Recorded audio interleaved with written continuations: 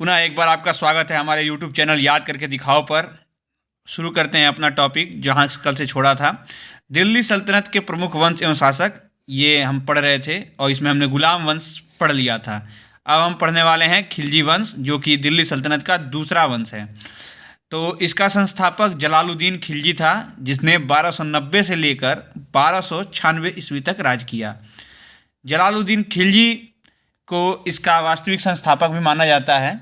और जलालुद्दीन खिलजी के बाद जो शासक हुआ उसका नाम था अलाउद्दीन खिलजी। अलाउद्दीन खिलजी 1296 से लेकर 1316 ईस्वी तक इसने राज किया दिल्ली सल्तनत पे। और इसी की कहानी आपने अगर मूवी पद्मावत देखी होगी तो उसमें दिखाया है। अलाउद्दीन खिलजी ही रहता है जो उस मूवी में रणबीर कपूर बने हुए थे। फिर शिहाबुद्दीन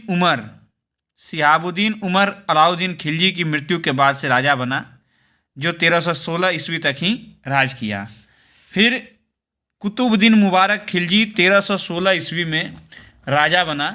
और मुबारक खिलजी एक तरह से कह सकते हैं कि दिमागी रूप से विक्षिप्त था, क्योंकि उसे नंगे स्त्री पुरुष की संगत पसंद थी और वह कभी कभी राज दरबार में स्त्रियों के कपड़े पहनकर चला आता था। बर्नी, आपने बर्नी का नाम सुना होगा, एक बहुत ही अच्छे लेखक हैं उस दिल्ली सल्तनत काल के। उन्होंने लिखा है अपनी किताब में कि मुबारक कभी कभी नंगा होकर दरबार में दरबारियों के बीच में दौड़ा करता था। तो ये था आपका मुबारक खिलजी। इसके बाद से नासिरुद्दीन खुसरबशाह 1320 ईस्वी में नाम मात्र का राजा हुआ, क्योंकि इसके राजा बनने के कुछ ही दिन बाद खुसरो खां, जो कि मुबारक खिलजी का सेनापति था, वो खुसरो खां सेनापति या वजीर कह लें, वो था, उसने मुबारक खिलजी की हत्या की थी। और उसी हत्या के बाद नासिरुद्दीन खुसरबशाह कुछ दिन के लिए बस शासक के पद पे था। फिर उसको खुसरो शाह ने हटाकर और अपने आप को वहाँ पे स्थापित कर लिया और इस तरह से खिलजी वंश का अंत हो गया। तो खिलजी वंश के 5 ही राजा हुए। जलालुद्दीन खिलजी जो कि संस्थापक थे, अलाउद्दीन खिलजी जो कि उनमें बहुत ही प्रतापी राजा जो कहा जाता है वही हुए। इसके में घोड़ा दागने और सैनिकों की हुलिया लिखने की प्रथा की शुरुआत की गई।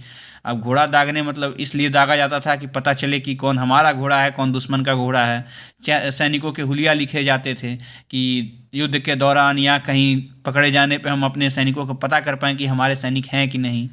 और इसने जो लूट मचाई जाती थी, सेना के द्वारा जो सेना लूट करती थी, उसमें सुल्तान का जो हिस्सा था, उसमें पहले सुल्तान को क्या होता था कि लूट में 4 भाग होते थे। अगर 100 की लूट है तो उसमें से 25 सुल्तान को मिलते थे और बाकी 75 सेना में बांट दिए जाते थे। लेकिन इसने अपने समय में उस लूट में से 100 में से 75 अपने पास रखा, बाकी का 25 उसने सेना को बांट दिया। तो और यह एक चीज़ का बहुत पक्का था कि इसने बेईमानी रोकने के लिए जो व्यापारी कम तौलते थे उनके हाथ काट देने के आदेश दे दिए थे। तो इसने मूल्य नियंत्रण प्रणाली जो है अपने शासनकाल में दृढ़ता से लागू की थी। फिर उसके बाद से कोई भी राजा उस तरह से शासक नहीं हुआ कि जिसके बारे में कुछ अच्छा चाहे ज़्यादा बारे में आपको जानकारी दी जाए। शिहाबुद्दीन उमर कुछ दिन के लिए ही राजा रहा। कुतुबुद्दीन मुबारक खिलजी के बारे में आपको पता ही है कि उसे नग्न स्त्री पुरुष की संगत पसंद थी। और नासिरुद्दीन खुसरबशाह बस केवल कहने भर के लिए राजा था। तो इस तरह से खिलजी वंश का पतन हो गया। आप हमारे साथ बने रहिए। अगले वीडियो में हम आपको बताएंगे तुगलक वंश के बारे में, जिसकी पृष्ठभूमि हमने आपको अभी बताई कि किसने कैसे राजगद्दी हथियाई। तो बने रहिए हमारे साथ, याद करते रहिए और चैनल को लाइक, सब्सक्राइब, शेयर करते रहिए और कमेंट में अपने विचार रखते रहिए। धन्यवाद। जय हिंद।